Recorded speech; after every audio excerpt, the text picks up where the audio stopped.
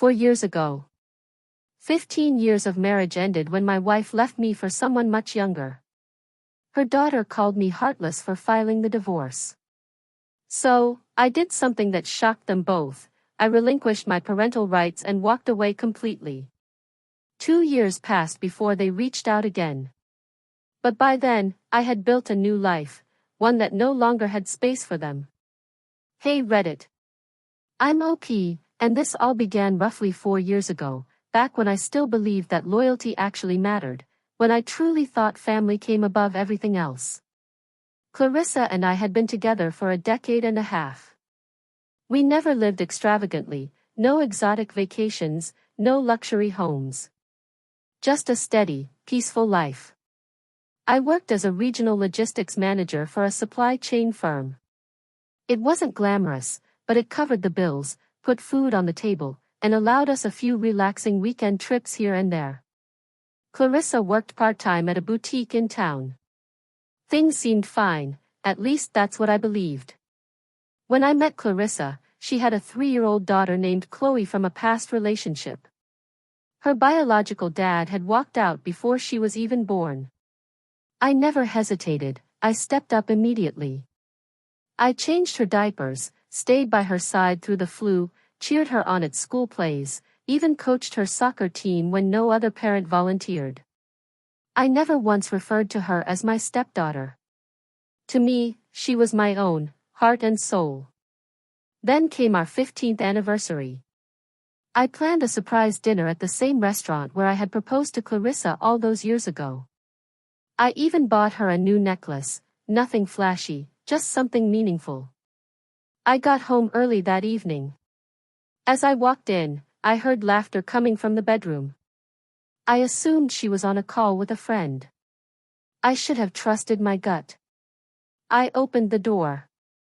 There she was, completely naked in bed with a man who looked no older than 25. I was 44.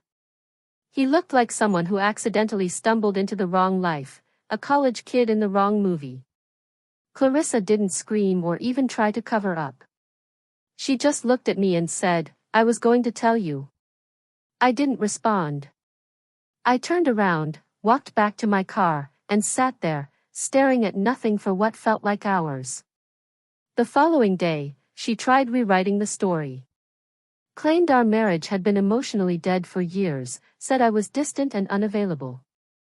Just a classic blame-shifting tactic. I didn't raise my voice. I didn't cry. I calmly told her I'd be filing for divorce. Now, here's where it took a darker turn. Chloe, 18 at the time, about to start college, called me the next day. I expected confusion, maybe even sadness. But what I got instead was pure resentment. "You're being selfish," she said. "You're tearing this family apart over one mistake. I thought you loved us." Us. That word, us, cut deeper than I can explain. I had poured 15 years of love into raising her, only to be dismissed without hesitation. She picked her mother's side instantly, without even hearing mine. I didn't argue. I didn't try to justify myself. I simply said, "Good luck in college," and hung up. Later that same week, I called my lawyer and signed away all parental rights. Chloe wasn't biologically mine, and they'd made it clear I no longer had a place in their lives. So I gave them exactly what they wanted. I packed up and moved into a small apartment downtown. Nothing special, just enough to start over. I joined a gym, dropped 30 pounds, and, for the first time in over a decade, began focusing on myself. I eventually landed a new job at a global shipping company. My income almost doubled. No, life didn't magically become perfect overnight. But without them, it did become lighter, more peaceful. And slowly, better. Then came the message. Exactly 2 years later, almost to the day, a notification popped up on my phone. It was a message on LinkedIn. From Chloe. "Hey. I know a lot has happened, but I was wondering if we could talk." I didn't answer immediately. But curiosity eventually got the better of me. I replied, "Talk about what?" She said it'd be easier to explain in person. Against my better judgment, I agreed. We met at a quiet coffee shop in the city. When I walked in, she stood up with an awkward smile, like a kid caught breaking something expensive. I took a seat. She started carefully. "I just wanted to say I'm sorry about everything." I stayed silent. I wanted her to speak freely, and she did. The guy Clarissa had left me for? His name was Brandon. Turns out, he had only used her for free rent and spending money. He'd cheated on her multiple times, once with someone around Chloe's age. He moved out 6 months later, and Clarissa fell apart. She lost her job and began drinking heavily. Chloe had to step in, working part-time just to keep the lights on while balancing school. Then came the part that made my stomach drop. "I wanted to call you sooner," she admitted. "I actually did once, but I couldn't go through with it. I didn't know what to say." And then, the real reason for her reaching out finally surfaced. "I need help. I'm behind on my tuition. If I don't pay it off by the end of the month, I'll be dropped from school." "Mom, she can't help." I leaned back in my chair and looked directly at her.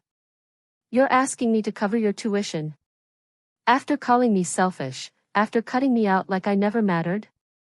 Her eyes welled up with tears. I was upset. I didn't understand.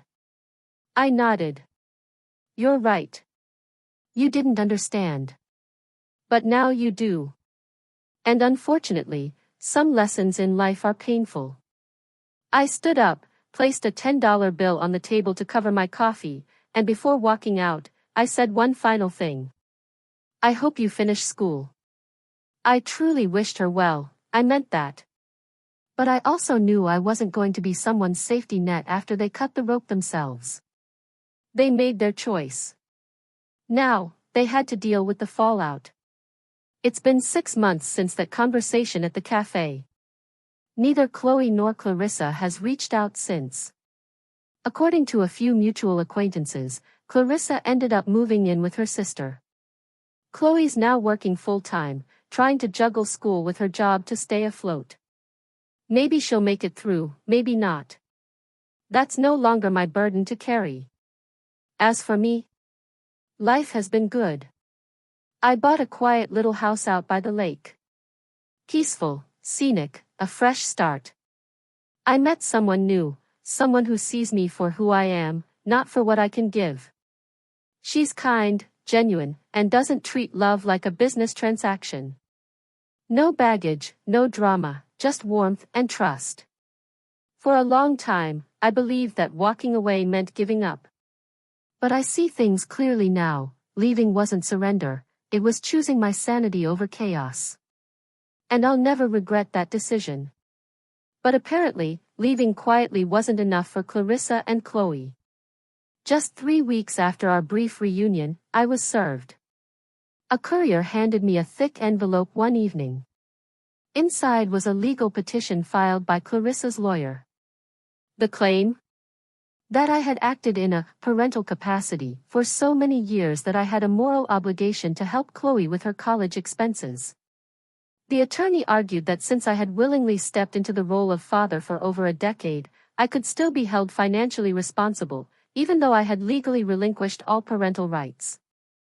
I stood in my kitchen, laughing out loud. Not a chuckle, a full, deep laugh. But beneath that laughter was simmering fury. The same people who discarded me like yesterday's news were now trying to guilt and sue me, using my years of love and sacrifice as weapons. So I picked up the phone and called my lawyer, the same one who had helped me through the divorce. A no-nonsense guy with a killer instinct in court. After reviewing the documents, he gave me a smirk and said, "They've got no case. But if you want, we can hit back." I gave the green light. We filed a counterclaim, one that demanded repayment for every cent I had ever spent on Chloe's upbringing. That included her private school tuition, medical bills, extracurriculars, and every documented expense from age 3 until 18. We went through every transaction, every statement, every proof of payment. The total came out to just under $200,000, $196,000, to be exact. Was it petty? Maybe. Was it justified? Absolutely. Clarissa tried to contest it. Her side argued that all those payments were gifts of affection, not obligations. She said I had contributed out of love and that I couldn't demand repayment now. But our side came prepared. The judge reviewed the documentation showing that I had legally surrendered parental rights, with zero objection from either Clarissa or Chloe. He also noted that Chloe had gone completely no contact following the divorce. He denied their petition for support. And then, the best part, he scheduled a hearing for my reimbursement claim. Clarissa didn't even bother showing up. But Chloe did. That's when the facade began to crack. On the stand, she tried to present herself as just a confused teen caught in a bad situation. I didn't really understand everything back then, she told the judge. I thought he was just abandoning us. My lawyer calmly asked, "Did you ever ask him why he filed for divorce?" She shook her head. No. Did you reach out to him after he moved out? Again, no. Did you ever thank him for raising you for 15 years? Silence. Then the final question, if he wasn't your father when it came to love, why is he your father now when it comes to money? She lowered her eyes. No reply. The judge didn't award the full amount we requested, but he did rule in our favor for a portion. Clarissa was ordered to repay $32,000, funds taken from a college trust one had created for Chloe years earlier. After the divorce, they had drained the account behind my back, despite it being registered solely under my name. That, the judge noted, bordered on financial misconduct. But the aftermath wasn't over. 2 days after the hearing, there was a knock at my door. It was Chloe. She looked different. Tired. No makeup, dark circles under her eyes, hair tied back in a messy bun. She was wearing old sweatpants and a hoodie.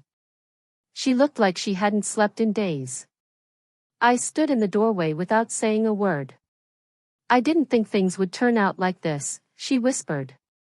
I didn't respond. Mom's drinking again. She lost her job, again. The lease ends in 2 weeks. We don't have anywhere to go. I'm not even thinking about college anymore. I feel like I've lost everything. Then she broke down in tears, right there on my porch. And I won't lie, part of me wanted to reach out. To comfort her. The instinct to protect her was still buried somewhere deep inside. I had raised her. I had loved her like my own. I had forgiven her time and time again. But I remembered. I remembered the day she called me selfish. How she never once asked for my side of the story. How she sat across the courtroom while her mother tried to squeeze money out of me, eyes cold and unblinking. So I told her what I needed to say. I was never the one who walked away. But I'm also not the one you need anymore. She begged. Please, just help us get back on our feet. You have money. You're doing well. Just this once, please. I shook my head. I didn't walk away to hurt you, Chloe. I walked away because you all showed me exactly where I stood. I was never truly family. And now? I'm protecting the peace I built from the rubble you left me in. Then, softer, I added, you should protect your peace, too. But it has to start with taking accountability. I handed her a business card, a women's shelter and a local job agency. She took it with trembling fingers. And then I gently closed the door. Not in anger. Not in hate. Just, final. A few months later, Clarissa filed for bankruptcy. Chloe dropped out of school and now works at a local diner on the other side of town. Word is, she's crashing on a friend's couch. The man Clarissa left me for? He was arrested last year for financial fraud. Funny, isn't it, how time reveals who was really there for you, and who was just around for what you could offer. As for me, I recently got married. My new wife is everything my old life wasn't: calm, honest, respectful. She knows every chapter of my past and still chose me. That's the kind of love I didn't even know was possible back then. Sometimes, the people you sacrifice the most for will forget every bit of it. But eventually, they remember why you stopped sacrificing. And that's when the real story ends.